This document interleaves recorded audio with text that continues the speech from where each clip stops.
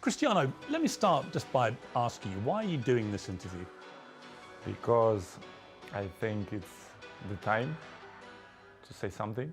In a recently viralized interview with Piers Morgan, Cristiano Ronaldo dropped an absolute bombshell about Manchester United, their owners, the Glazers, manager Erik ten Hag, and many others. He claimed that he felt violated and mistreated by Manchester United. It's hard when you see people who was in the dressing room with you criticizing that way, leading him to roast the club for their lack of commitment and professionalism, which is likely the cause of the biggest football drama in recent memory. It's no secret that Cristiano Ronaldo, who is almost 38 years old, is finally displaying a noticeable decline. The fact is that, as much as it pains me to admit, at an age where we've seen other legends play in the MLS or even retire and add a whole shirt size to their physique, Father Time is starting to catch up. The fact that Cristiano Ronaldo joined a failing Manchester United, which was once the poster club of England, is now one of the biggest laughingstocks in the Premier League, making it much harder for him to keep up with the pressing and insanely high effort rates of the present Premier League. For the greater part of a decade,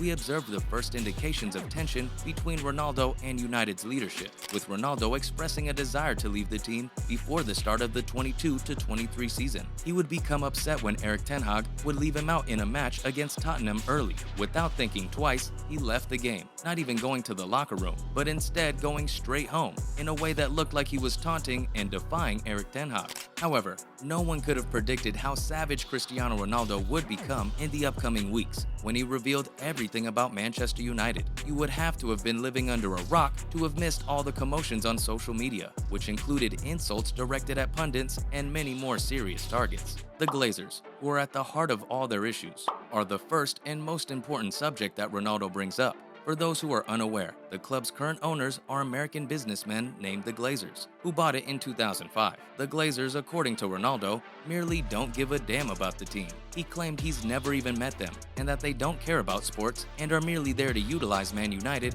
as a marketing tool to earn money. the owners of the club, they don't. The Glazers. The Glazers, they don't care about the club. Professional sport, as you know, this Manchester is a marketing club. They will get his money from the marketing.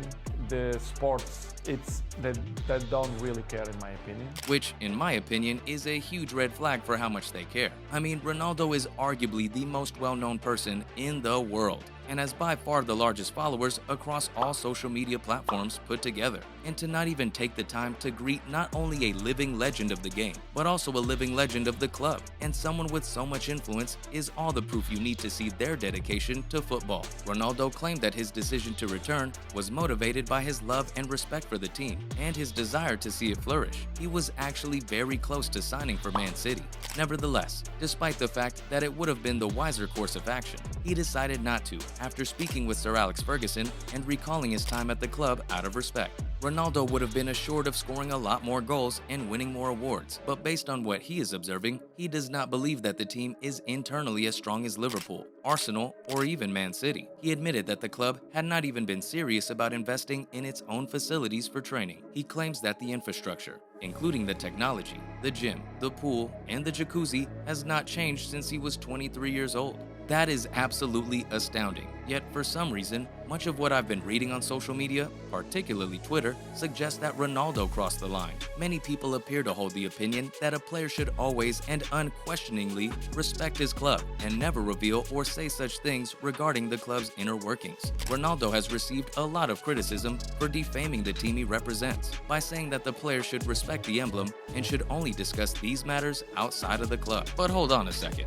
Haven't these same United supporters been calling for the Glazers to be fired for years? It's no secret that the majority of United supporters disapproved of the Glazers' theft of the team's revenues and refusal to reinvest them in its development. To be completely honest, I'm convinced that most of the people making this claim are simply Ronaldo haters, posing as Man United supporters. However, it is insane to support United's management while claiming that Ronaldo is disrespecting the team. Many people applaud him for finishing it, so that the public might learn about the inner workings workings of Man United, since United gave him a chance and brought him to glory, making him the last player from the Premier League to ever win the Ballon d'Or. Ronaldo genuinely loves the club. However, if you ever want the club to improve, you must expose the truth about what is taking place. Think about it this way. Wouldn't you concur with the criticism if the Glazers owned your club and were acting in a similar manner? Why do you suppose Jose Mourinho himself claimed that United's second-place finish in the Premier League in the 17-18 season was one of his greatest professional accomplishments? That indicates that Mourinho holds the same viewpoint. Zlatan Ibrahimovic also stated that the club was narrow-minded. They were so inexpensive that while he was on official duty, they even charged him for fruit juice that only cost £1.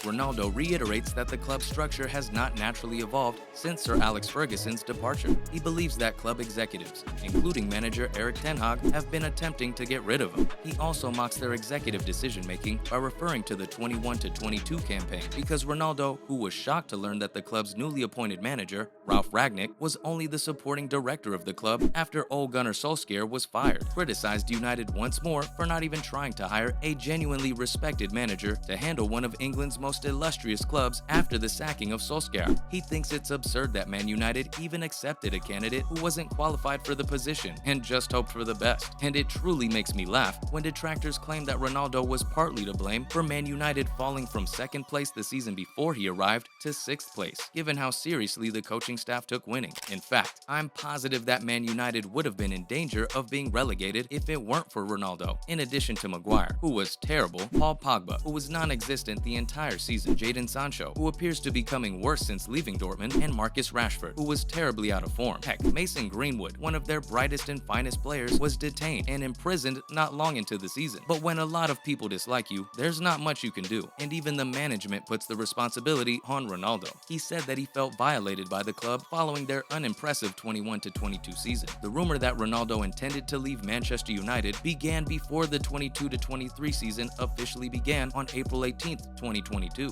It became clear that it was extremely difficult to deal with the fact that Ronaldo's twin daughter miraculously lived, but his newborn boy died during birth, the simultaneous birth of a kid and the death of another. And I had a hunch that this would have a big impact on Ronaldo's performance, because if there's anything more important to Ronaldo than football, it's unquestionably family. Worldwide football supporters came together in a show of sympathy for Ronaldo and to offer their condolences. Liverpool supporters showed respect, and even the royal family sent condolences. When Ronaldo arrived late to preseason training, can you guess who didn't have any empathy? Yeah, the manager and executives of his team, to be exact. Ronaldo stated that club executives and manager Erik ten Hag didn't believe him when he claimed he needed time off because his daughter was in the hospital. Can you imagine that he lost his twin boy at birth, and that only a few months later, they refused to think that his twin girl could possibly be ill, even after Ronaldo himself informed him that his daughter was in the hospital? Do you really believe that a player as passionate about football as Cristiano Ronaldo would fabricate a major illness in his daughter in order to miss some preseason practice? Naturally, Ronaldo was telling the truth, and if he had declared he wanted to quit the club without any other explanation, I would have felt extremely disrespected as well. The upper management and managers Erik ten Hag are certain that they can flourish without Ronaldo. I know I sound like a hater, but I would really enjoy seeing Ronaldo depart and Man United perform even worse than they did in the previous season. I apologize to the United supporters, but I wouldn't mind the chaos at the moment. Maybe it will make the team aware of its issues and encourage improvement, or at the very least, it'll put enough pressure on the Glazers to be fired.